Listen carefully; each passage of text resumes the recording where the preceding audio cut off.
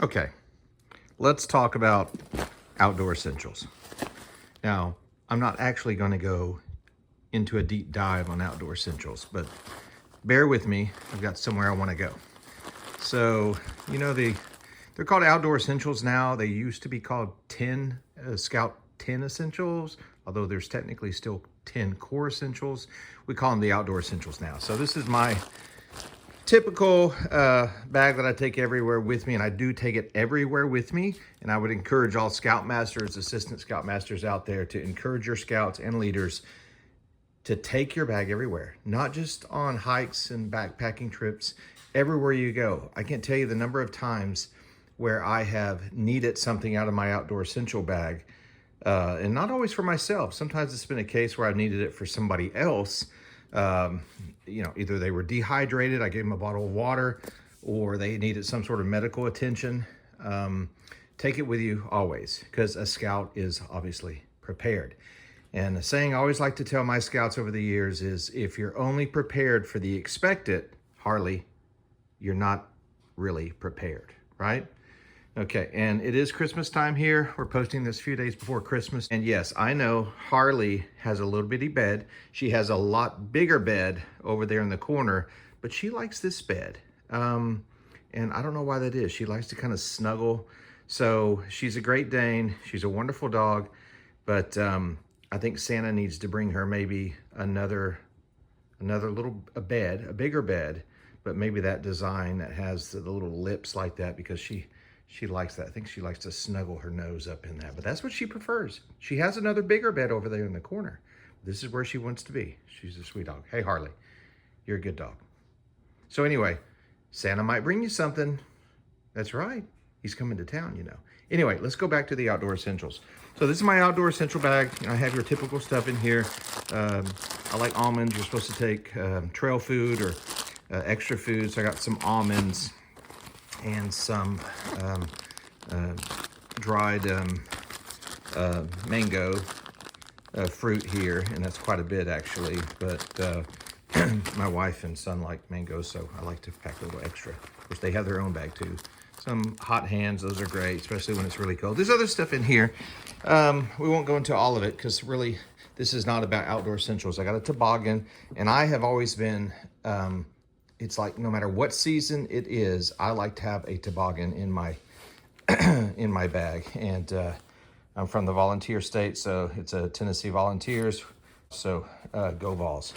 Anyway, don't hate on me, any other college football fans out there, but I am a volunteer fan. And then obviously we've got a first aid kit here. But the thing I wanted to talk about here at Christmas time, and I have, you know, extra clothing. I always pack extra socks. I'm big on taking care of your feet. You take care of your feet, and the rest of your body will be okay. But the thing I wanted to focus on here today is what I would consider, and I think Harley would agree with me, is the 11th outdoor essential, okay? And that is a bandana. And I've got quite a few bandanas. In fact, let me walk back here. I actually have a drawer dedicated to bandanas, different colors, and this is one of those you actually put around your neck to keep your, and those are good to keep a draft from going down your chest. Different bandanas of all kinds of sorts and stuff. This is actually a weebelow neckerchief, but it's still a bandana there.